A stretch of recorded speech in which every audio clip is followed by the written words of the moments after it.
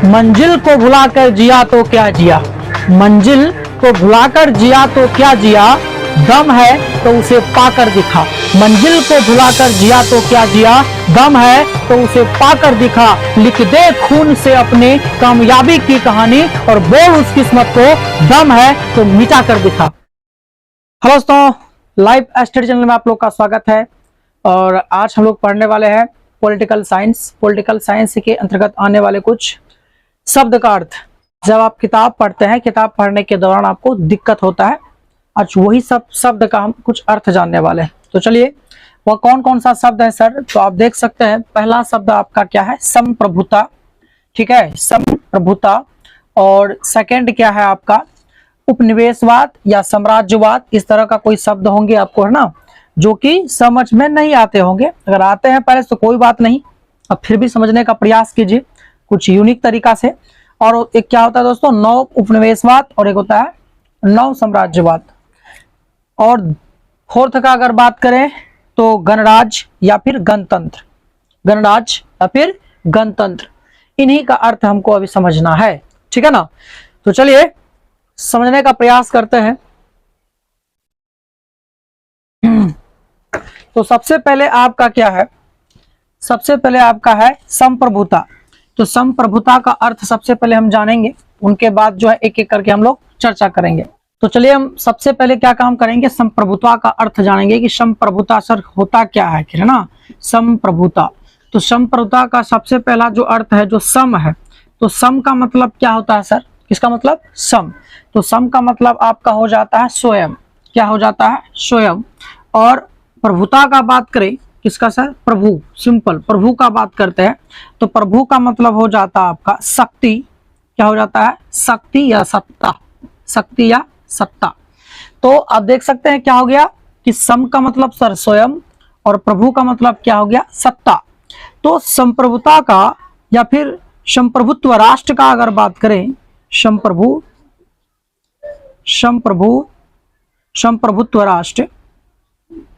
संप्रभुत्व राष्ट्र का अगर बात करें या सिंपल संप्रभुता का बात करें, तो यानी कि जो आंतरिक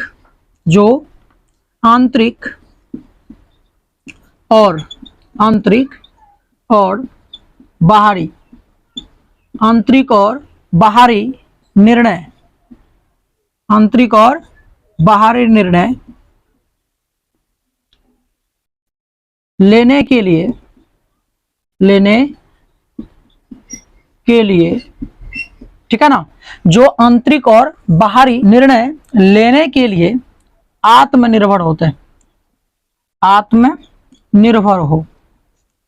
ठीक है, सबसे पहले आपको अर्थ समझना है इनका, खंडन करके कि सम का मतलब सर क्या? स्वयं। प्रभु का मतलब शक्ति या सत्ता। और संप्रभुत्व या संप्रभुत्व राष्ट्र का मतलब अगर हम जानने का प्रयास करें तो जो आंतरिक और बाहरी निर्णय लेने के लिए आत्मनिर्भर होते हैं। जो आंतरिक और बाहरी निर्णय लेने के लिए क्या होते हैं? कि आत्मनिर्भर होते हैं। ठीक है कि नहीं? तो आंतरिक और बाहरी निर्णय का मतलब क्या हुआ सर? कि जैसे आपका जिंदगी है, हम लोगों का जिंदगी है ना, तो जो हम लोगों का जिंदगी है वो हम लोग स्वयं अपने से डिसाइड करें कि हमको क्या करना है, कौन सा कार्य करना है, ठीक है ना, कल कहाँ जाना है, तो ये खुद हम लोग अपने से डिसाइड करेंगे, ना कि किसी दूसरे के कहने पर कि आप ये करो, आप कल वहां जाओ, आप ये इस दिन में जो है कि आपको यही करना होगा। तो ये क्या होता है कि ये संप्रभुत्व नहीं होता है। संप्रभुत्व का मतलब क्या हो गया कि आप अपने जिंदगी में आप जो भी कार्य करेंगे आप खुद का मालिक हैं। आप मतलब स्वयं से जो कि उस कार्य करने के लिए सक्षम है। आप किसी दूसरे के कहने पर वो कार्य नहीं करेंगे, सिर्फ अपने ही कहने पर वो कार्य कर सकते हैं, आप अपने तरीके से कर सकते हैं। तो आप एक संप्रभुत्व व्यक्ति हैं। तो ठीक उसी प्रकार से संप्रभुत्व राष्ट्र भी होता है। संप्रभुत्व राष्ट्र का मतलब क्या हो गया कि कोई दूसरा देश, है ना, कोई दूसरा देश किसी दूसरे देश को अपने तरह से नहीं चला सकता है, अपने तरह से नहीं चला सकता है इसके अंतर्गत। यानी कि कोई भी देश जब आंतरिक और बाहरी निर्णय लेने के लिए स्वयं मतलब क्या होता है, सक्षम होते हैं। किसी दूसरे देश के कहने पर वो किसी भी निर्णय नहीं लेते हैं, जो उनको ठीक लगता है, ठीक है कि नहीं, जो वह देश को ठीक लगेगा वह निर्णय वह स्वयं खुद से ले सकते हैं, वह कार्य खुद से वह कर सकते हैं। तो हम कहेंगे वैसा देश जो आंतरिक और बाहरी निर्णय स्वयं ले सकते हैं वह संप्रभुत्व राष्ट्र है या संप्रभुत्व देश है। बात समझ गए। जैसे कि हम लोग अपना जीवन का ही बात करें, एक जीवंत उदाहरण का बात करें, जैसे हम लोग बचपन में क्या करते थे कि बचपन में हम लोग जो है कि जब पढ़ते थे, स्कूल जाते थे, कोचिंग जाते थे, छोटे का ही बात करते हैं, तो उस समय क्या हो रहा था कि हम लोग का जो माता पिता है समझाया करता था कि तुम जो है इतना टाइम में स्कूल जाओगे, इतना टाइम में फिर घर आओगे, फिर इतना टाइम में शाम में से पढ़ने बैठोगे, पढ़ने के बाद तब खाना खाना है। तो ये मतलब कि बचपन में हम लोग जो है हम लोग का जीवन जो है संप्रभुत्व नहीं रहता है। बचपन में जब हम लोग बच्चे होते हैं, जब स्कूल में पढ़ते हैं, तो हम लोग का जीवन जो क्या है कि संप्रभुत्व नहीं रहता है।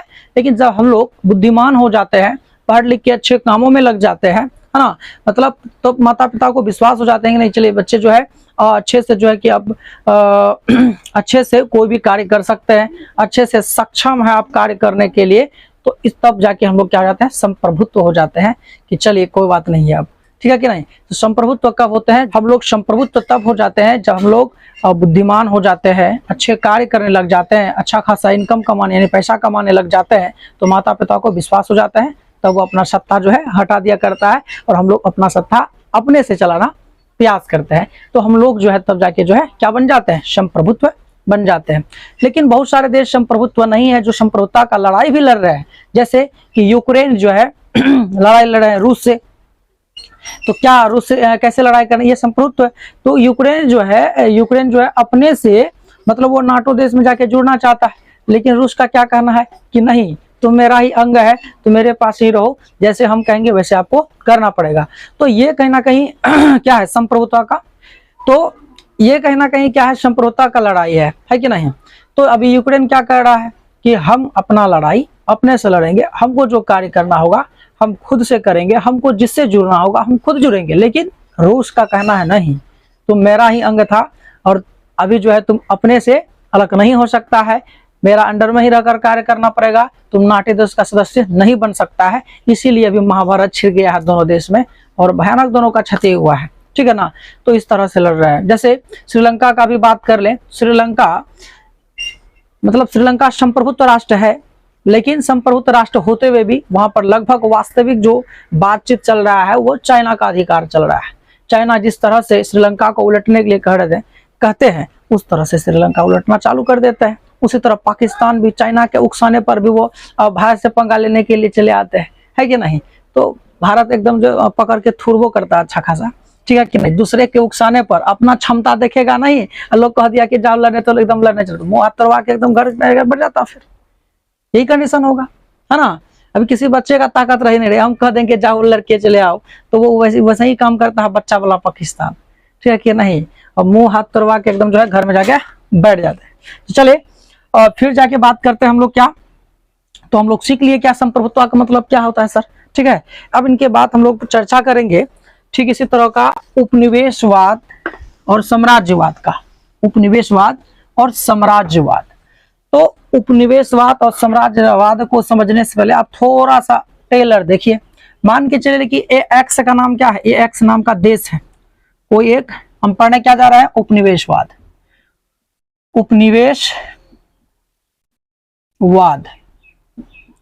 उपनिवेशवाद पढ़ेंगे अभी।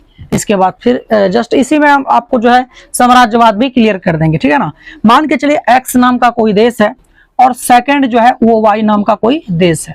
समझने का प्रयास कीजिएगा, एक्स के नाम का कोई एक देश है और दूसरा वाई नाम का भी कोई एक देश है, और ये देश जो है ना शक्तिशाली देश है, थोड़ा सा कैसा देश है, शक्तिशाली देश है। और ये जो देश है ये थोड़ा सा कमजोर देश है। कैसा देश है, कमजोर। एक देश है शक्तिशाली जिसका नाम है एक्स, और एक देश है वाई कमजोर देश जिसका नाम है एक देश हो गया, एक कमजोर देश है जिसका नाम क्या है वाई।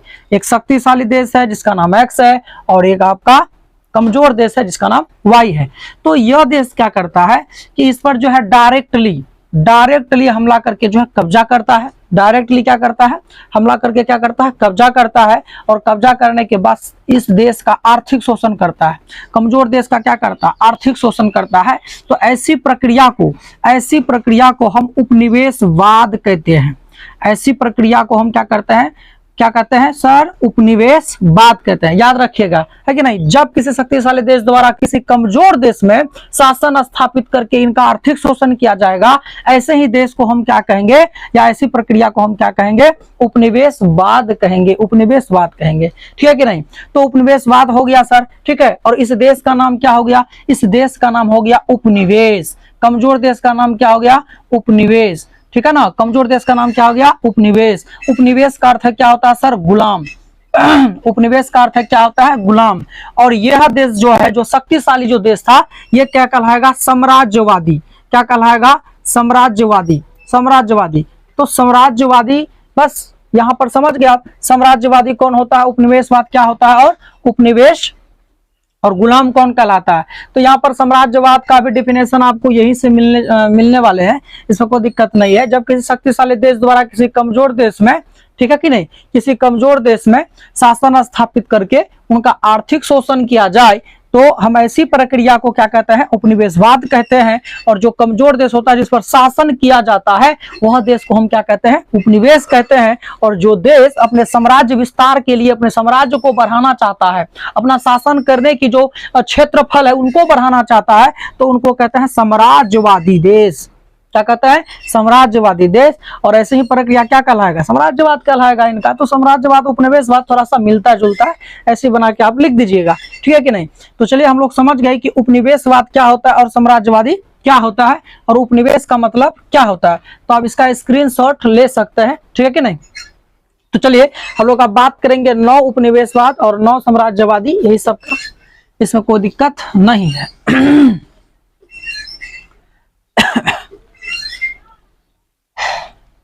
ठीक है। तो अब जो है आपको समझाने वाले क्या है सर, आप लोग समझने वाले हैं 9 उपनिवेशवाद। फिर मान के चलिए कि ये आपका देश है जिसका नाम एक्स है, और ये आपका देश है जिसका नाम वाई है, ठीक है कि नहीं। ये एक्स नाम का देश है और एक वाई नाम का देश है। फिर से ये शक्तिशाली देश है। कैसा देश है, थोड़ा सा शक्तिशाली देश है, शक्तिशाली देश है। और ये क्या है, थोड़ा सा कमजोर देश है, कमजोर देश है। तो इसमें क्या होता है कि डायरेक्ट रूप से हमला करके शासन नहीं करता है। इसमें क्या होगा कि जो शक्तिशाली देश है ना, जो शक्तिशाली देश है, इनका कोई शक्तिशाली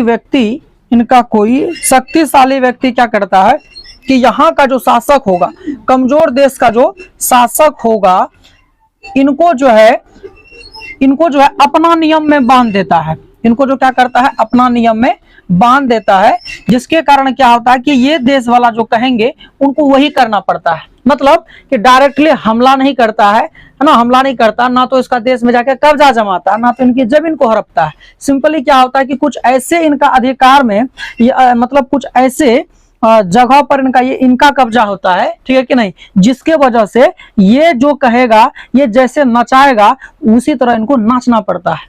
समझ गए ना, समझ गए कि नहीं। तो मतलब कि कोई कमजोर देश क्या होता है कि उस पर किसी देश का जो है कि जमीनी रूप से कब्जा होता भी नहीं है, बट वह अपना आंतरिक और बाहरी जो कानून होता है उनका निर्णय जो है नहीं ले पाता है। जब कोई देश अपना आंतरिक और बाहरी निर्णय नहीं ले सकते हैं, किसी दूसरे देश के कहने पर लेते हैं, तो ऐसे देश को हम क्या कहते हैं, नव उपनिवेश। क्या कहते हैं, नव उपनिवेश, ठीक है ना, नव उपनिवेश। आपको समझ में आ गए होंगे नव उपनिवेश। और ऐसी प्रक्रिया को हम क्या कहते हैं, ऐसी प्रक्रिया को हम कहते हैं सर नव उपनिवेशवाद। क्या कहते हैं, नव उपनिवेशवाद, ठीक है, नव उपनिवेशवाद कहते हैं। और ऐसे देश को क्या कहते हैं, नव साम्राज्यवादी देश। बस नव लगा देना इसमें और कुछ नहीं, नव साम्राज्यवादी देश, ठीक है। आशा है कि आपको यहां तक समझ में आ गए होंगे, ठीक है। इसके बाद हम लोग जानेंगे अब गणतंत्र या गणराज्य यानी रिपब्लिक का अर्थ क्या होता है। आप इसका स्क्रीनशॉट ले सकते हैं। चलिए अब जानेंगे कि गणतंत्र और या फिर गणराज्य या फिर इंग्लिश में बोले तो रिपब्लिक, इनका अर्थ क्या होता है। तो इनको भी बहुत जल्दी जान लेंगे। जैसे आप लोग को 9 उपनिवेश में समझ में आ ही गए होंगे, जैसे अभी तुरंत जो बताया 9 उपनिवेश है। जैसे कि श्रीलंका ले लीजिए ना, श्रीलंका क्या हो रहा है कि ना तो उनका जमीनी रूप में चाइना के कब्जा किया है, लेकिन जो कहते हैं चाइना, है ना, तो उनको जो है करना पड़ता है। उनको क्या करना पड़ता है, उनका बात को सुनना ही पड़ता है, क्योंकि कर्ज जो है चाइना के पास ले लेते हैं। अब कर्ज जो है चाइना के पास श्रीलंका ले लेते हैं। अब चाइना का बात अगर नहीं माने वो, तो बाद में जो कर्ज लेने का फिर पारी आएगा तो फिर कौन देगा उनको, ठीक है कि नहीं। इधर ही हाल फिलहाल का थोड़ा सा जो कि 10-15 दिन के जो घटना है, क्या चाइना के पास इतना कर्ज में मतलब कि डूब गए हैं श्रीलंका, कि श्रीलंका के पास और देने के लिए कुछ नहीं था। तो चाइना जो है टोक्यो बंदर को मांगे है ट्रक भर के 1 लाख बंदर, तो श्रीलंका को देना पड़ रहा है। अब वो बंदर का काम क्या है अलग से आप कमेंट कीजिएगा तो बता ही देंगे बंदर का काम क्या है। फिलहाल अभी हम लोग समझेंगे कि गणतंत्र का अर्थ क्या होता है। गणतंत्र इन्हीं को कहते हैं गणराज्य, इन्हीं को क्या कहते हैं गणराज्य, और इंग्लिश में इनको क्या कहते हैं रिपब्लिक, रिपब्लिक, ठीक है। तो सर गणराज्य का मतलब समझने के लिए आपको ये पता होना चाहिए कि किसी भी देश का बात करते हैं हम, है ना, किसी भी देश में क्या होता है कि सरकारें जो है लगभग 2 तरह से होता है, यानी 2 सरकार होते हैं, एक ऑफिशियली होते हैं और एक रियली होते हैं। यानी कि एक यानी कि कह सकते हैं हम लोग एक नाम मात्र का शासक होता है। क्या होता है, एक नाम मात्र का शासक होता है, नाम मात्र का, और एक वास्तविक शासक होते हैं। किसी भी देश की शासन व्यवस्था को चलाने के लिए ना एक वास्तविक शासक होते हैं और एक नाम मात्र का शासक होते हैं। तो वास्तविक शासक जो होता है ना, यही देश का क्या होता है प्रमुख होता है। ये देश का क्या होता है प्रमुख होता है। और ये वास्तविक शासन जो होता है, ये वास्तविक शासन जो कि देश को जो है ना, देश का जो ज्यादा से ज्यादा संचालित करने का जो अधिकार होते हैं, देश को कैसे चलाया जाएगा, ये सारा फंडामेंटल जो है किसके साथ होते हैं, वास्तविक सरकार के पास होते हैं। वास्तविक सरकार में देश का प्रधानमंत्री चले आते हैं। वास्तविक सरकार में देश का कौन आते हैं, प्रधानमंत्री। और प्रमुख का अगर बात करें, जो सर्वोच्च पद होता है किसी भी देश का, सर्वोच्च पद, उन्हीं को हम कहते हैं प्रमुख या नाम मात्र का शासक। तो इसके अंतर्गत चले आते हैं कौन, इसके अंतर्गत चले आते हैं राष्ट्रपति, इसके अंतर्गत चले आते हैं राष्ट्रपति, ठीक है। तो आपको याद रखना है कि किसी भी देश में क्या होता है कि 2 तरह के शासक होते हैं, एक नाम मात्र का शासक जो प्रमुख होता है देश का, और जो सर्वोच्च पद होता है वह राष्ट्रपति होता है, और एक वास्तविक शासक होता है जिन्हें हम कहते हैं प्रधानमंत्री कहते हैं। वास्तविक शासक जो कि ज्यादा से ज्यादा जो है काम जो है कार्य क्षेत्र जो है देश को चलाने का जो कार्य क्षेत्र होता है वो प्रधानमंत्री के पास होता है, ठीक है ना। इनकी अपेक्षा, प्रधानमंत्री की अपेक्षा राष्ट्रपति के पास काम क्षेत्र जो है कम आते हैं, ठीक है कि नहीं। तो ये सर्वोच्च पद होते हैं राष्ट्रपति का। और गणराज्य हम उसी देश को कहेंगे। तो सबसे पहले यहां समझिए कि बहुत सारे देश ऐसे होते हैं जिसमें क्या होता है कि राष्ट्रपति और प्रधानमंत्री, ठीक है ना, राष्ट्रपति और प्रधानमंत्री जो है वो क्या होता है कि वंशवाद के तरह होते हैं, वंशानुगत होते हैं, ठीक है ना, वंशानुगत। जैसे कि मान के चले कि किसी का पहले बाप था तो अब उनका बेटा होगा, ठीक है ना, यानी उनका वंश होगा, तो उस तरह से होते हैं। तो वो क्या कहलाते हैं, वंशानुगत शासन कहलाते हैं, राजशाही शासन कहलाते हैं, प्रजातांत्रिक चले आते हैं इनके अंदर। तो शासन का कई टाइप होते हैं, उनका अलग से पढ़ना पड़ता है, अलग से हम पढ़ा देंगे जब आपको राज्य के तत्व बताएंगे, राज्य के आवश्यक तत्व, यानी कि राज्य व्यवस्था में उनको पढ़ा जाता है। आप भी उसमें मत दिमाग लगाइए, सिंपल आप समझिए गणतंत्र का मतलब क्या होता है। तो गणतंत्र यानी कि कोई भी देश में अगर राष्ट्रपति का जो पद होता है, राष्ट्रपति का जो पद होता है और जो प्रधानमंत्री का पद होता है, ये दोनों का बात कर रहे हैं। राष्ट्रपति का पद हो या फिर प्रधानमंत्री का पद हो, वह जो है वंशानुगत ना होकर देश के नागरिकों के द्वारा अर्थात जनता के द्वारा चुना जाना चाहिए, है ना, चुना जाना चाहिए। तब उनको हम क्या कहेंगे कि वह देश जो है क्या है, गणतंत्र या गणराज्य देश है। समझ गए कि नहीं। मतलब क्या होता है कि जो सर्वोच्च पद होता है ना, यानी कि इसमें कोई लिंग आधारित भेदभाव ना किया जाए, कोई जातिवाद ना किया जाए।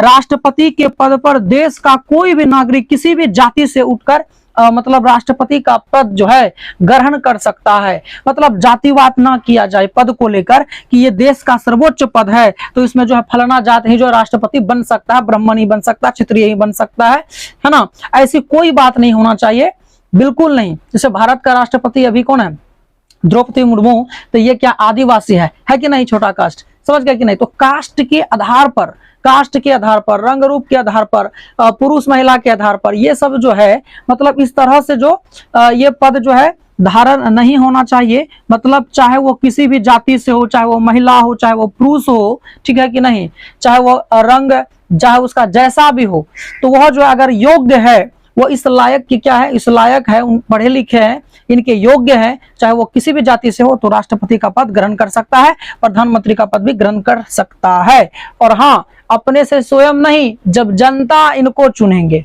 तो जनता के द्वारा जब नाम मात्र का शासक और वास्तविक शासक चुने जाएंगे तो उन देश को हम क्या कहेंगे, गणतांत्रिक देश या फिर गणराज्य देश, ठीक है कि नहीं।